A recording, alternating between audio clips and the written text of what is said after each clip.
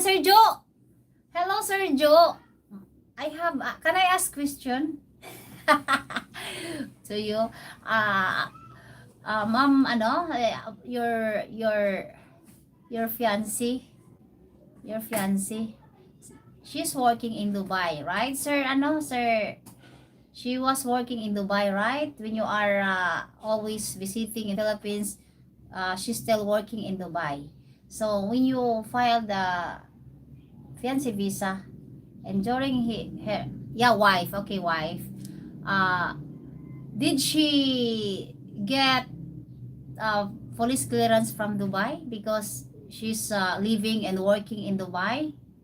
Just that is what I want to ask, if she got a police clearance from Dubai. Is it required during her interview? She is here now. Yes, yeah. So she got a police clearance from Dubai? Okay. Because she's working, right? So about in my case, I was in other country in Middle East as well, but it was about 10 years ago. So do you think that I also provide that one? It's because 10 years ago I was 10 years ago since I got home back here.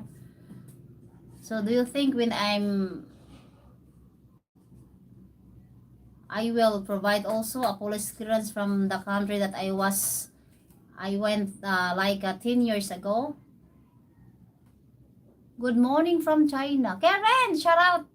Hello, good night sa Governor. Ayan, sir. Vice Governor. Hello, good night. China girl here. Yes, Karen, you are. In my case, I am 10 years. I'm Sergio. In my case, I was 10 years here in Philippines. So, do you think I'm going to get also? Chris live in Singapore too. So had to get police clearance from Singapore. Oh really? So two police clearance also. So she called to the Singapore embassy to provide that, sir. So in my case, let us say I was working in Lebanon, but it's 10 years, no? So I will call to the Lebanon embassy in Manila to get the police clearance from Lebanon, sir. Okay, so because I went from Lebanon before, from 2009 to 2016. So I'm going to call the Lebanon embassy in Manila. Okay, thank you, sir. Thank you so much. Thank you, Sir Joe. Ano mo, Sir Joe? Say hi to your wife, sir. And congratulations again. I know it's not, it's not easy.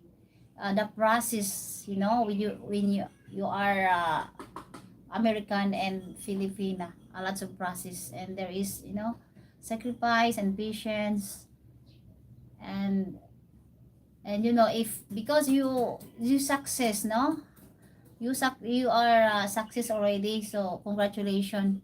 I know it's not easy. Ma'am Irene, shout out. Good morning. Ayan, good morning. If you work for a month or more, you need police clearance.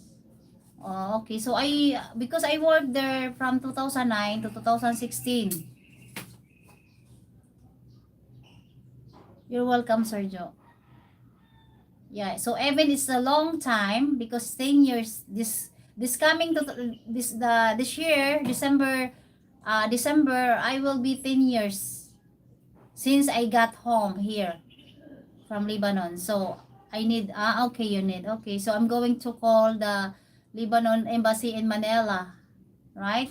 To get the police clearance. Thank you, sir, because our application was March 10 last year.